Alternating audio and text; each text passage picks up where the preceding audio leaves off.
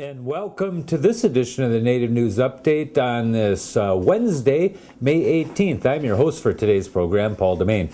Many of the stories right here can also be found at our website at IndianCountryNews.com. And here are some of the news stories for the day from the Associated Press and other Native news sources. A tribe in Minnesota is giving $1 million to the Lower Brule Sault Tribe to be used in its Lakota Foods business enterprise. The tribe in central South Dakota sells popcorn and buffalo products produced on its 7,000-acre farm. The grant comes from the Shakopee Mdewakanton Sioux community, which operates Mystic Lake Casino in Prior Lake, Minnesota, has other enterprises, and runs a charitable giving program.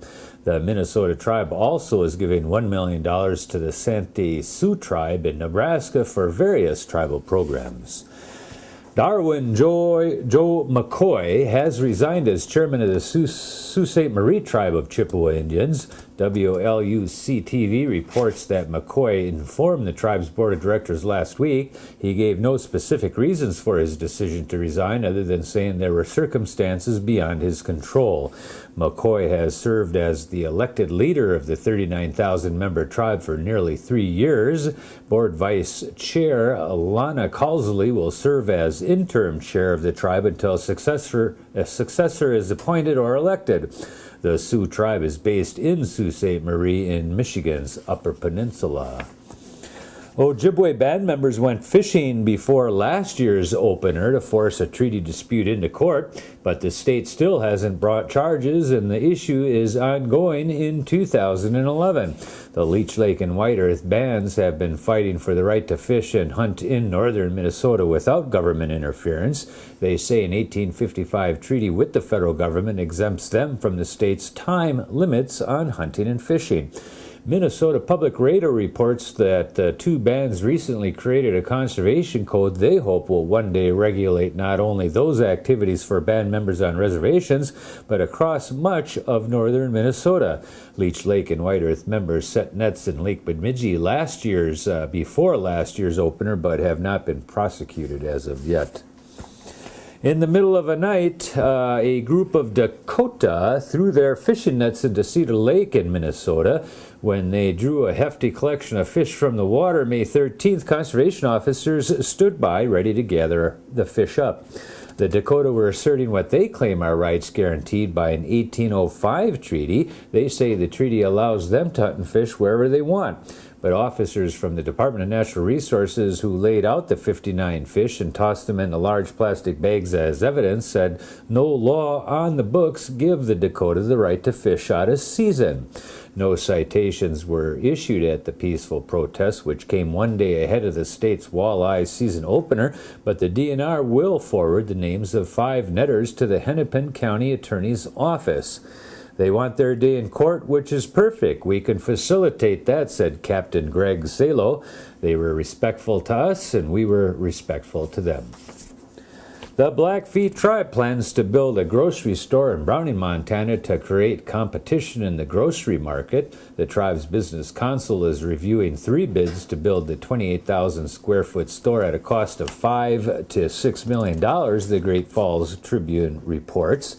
Tribal Chairman Willie A. Sharp Jr. said the store will employ 30 to 60 people, have a casino area with 30 to 40 machines, and may expand to add an 8-pump fuel center. Groundbreaking is planned next month, and construction could take about 7 months.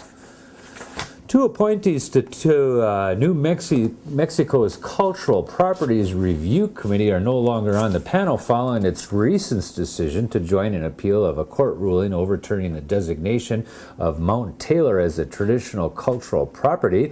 The Albuquerque Journal reported last week that Ed Bolis left the panel in April, and Laguna Pueblo Governor Richard Larkey was removed by Governor Susan Martinez due to a conflict of interest regarding the tribe's position on the Mount Taylor designation.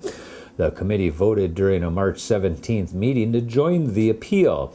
Bolis, who had been elected chairman, said the governor's office had asked him to have the appeal decision reconsidered at the next meeting. He declined reappointment in a letter that he sent to the governor's office in early April. The letter indicated he was troubled that his reappointment seemed related to the committee's vote on Mount Taylor and the request for the appeal, to support the appeal. Larkey had recused himself from the committee discussion regarding Mount Taylor due to his tribe's interest in the matter. 5 tribes, the Pueblos of Acoma, Zuni, and Laguna, the Navajo Nation, and the Hopi tribe in Arizona initially nominated the protected area and worked to show why it should be preserved. State District Judge William Shoebridge ruled in February that the designation was overly broad in response to a challenge by uranium companies and private landowners. That ruling is the one being appealed.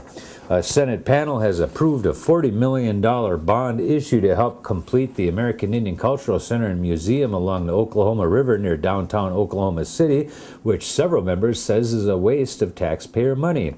A bill authorizing the Capital Improvement Authority was approved in a recent Senate committee on a 14-6 vote.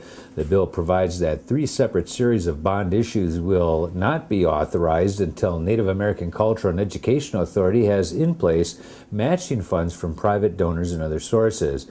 Republican Senator Dan Newberry of Tulsa complained that the state had already spent close to $90 million on a project over the last decade and is paying close to $6 million annually in debt service for basically a, quote, hole in the ground, unquote.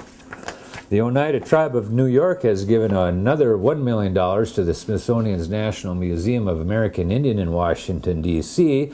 The recent presentation marks the 7th $1 million donation to the museum since the Central New York Tribe made a $10 million pledge in the year 2004.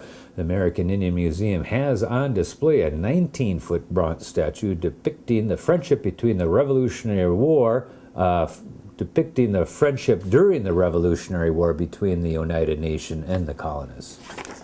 And that is the latest in news from Indian Country on this edition of the Native News Update. We want to thank you for joining with us and come back again soon. Miigwech.